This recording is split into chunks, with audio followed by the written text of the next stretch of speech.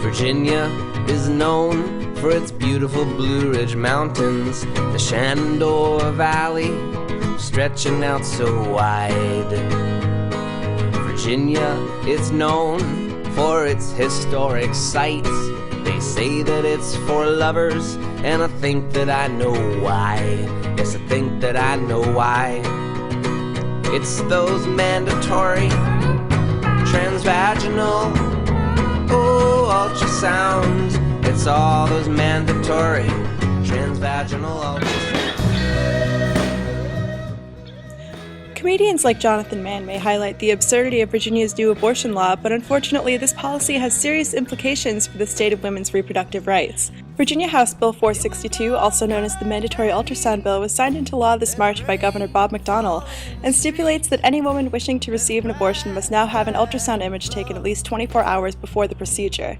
In other words, a woman now has to look at a picture of the fetus she wants to abort to ensure that she is, quote, given the opportunity to make an informed choice, even if she doesn't want to have the ultrasound or wait another full day to make a second visit for the abortion itself.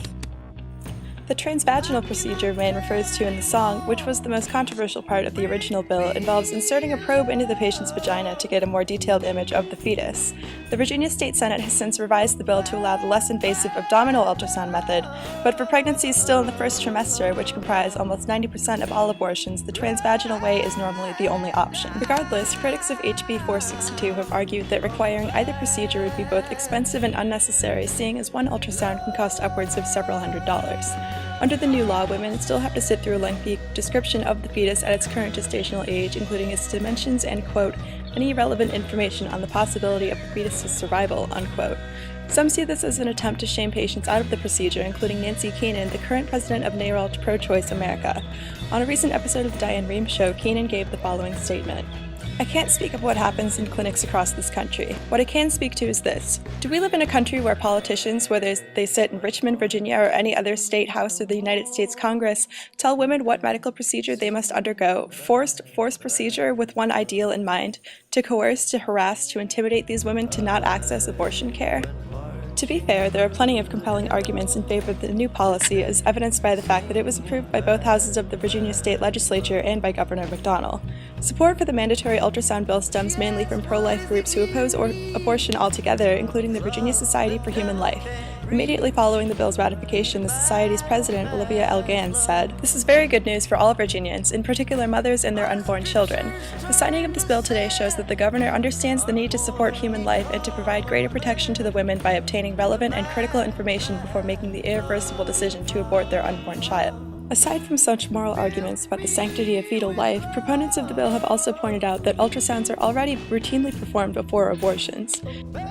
In an interview with Commentary magazine, officials from Planned Parenthood confirmed that ultrasound imaging is standard practice to estimate gestational age, which then determines what procedure would be best for terminating the pregnancy. Still, Virginia Delegate David Englund was quoted in that same article saying that Planned Parenthood gets patient consent, while the Virginia bill requires ultrasound regardless of consent. Proponents of the mandatory ultrasound bill contend that if a woman is not comfortable undergoing an invasive ultrasound, transvaginal or abdominal, that she will probably be at least that uncomfortable with equally invasive surgical abortion procedures. Even a medication abortion using abortion pills requires a physical exam and can have physical effects not unlike a natural miscarriage, including heavy bleeding, abdominal cramping, nausea, or hormonal shifts with risks of subsequent emotional disturbances. So the issue here might not be the literal procedural parts of the new law, since for the most part women already need to have an ultrasound before they can receive an abortion. Instead, the real controversy seems to lie in the intent behind the fetal ultrasound image itself. HB 462 doesn't require the patient herself to look at the sonogram, but the doctor must offer the opportunity to do so. In a March press release shortly after the bill was signed into state law, Tarina Keene, executive director of NARAL's Virginia chapter, argued, "The bill is an unprecedented invasion of privacy and government intrusion into the doctors' offices and living rooms of Virginia women. Governor McDonnell's unwillingness to listen to the thousands of women across the Commonwealth who are outraged by this political overreach into their lives shows nothing more than arrogance.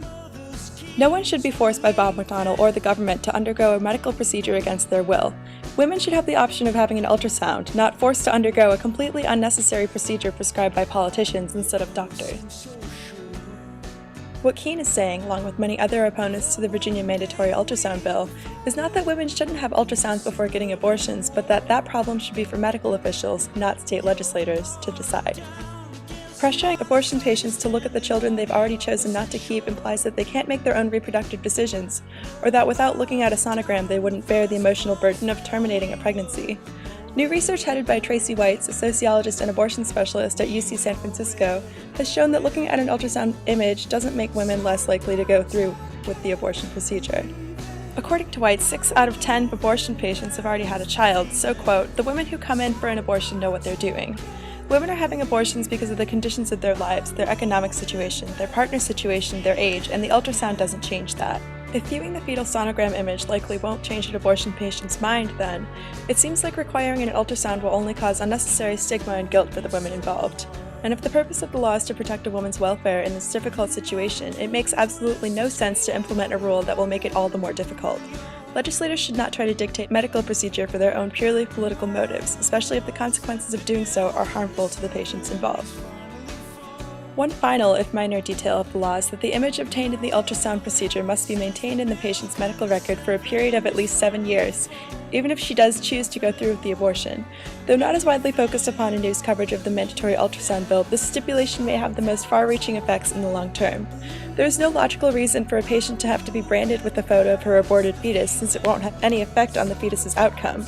Such an image can only serve as a reminder of the ordeal that will prolong the patient's stress for much longer than necessary. Women should not be made to feel ashamed for having an abortion, especially in cases of pregnancy due to incest or rape, but HB 462 seems to be doing just that.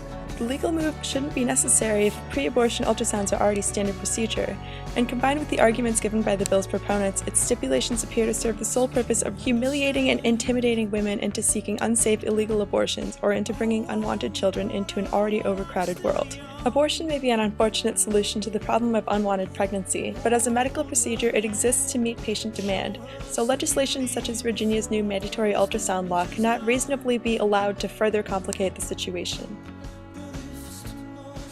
If you would like to become involved in this issue on either side, even if you don't live in Virginia, contact your local, state, and federal representatives to let your opinions be heard and make a positive impact on the state of American women's reproductive rights.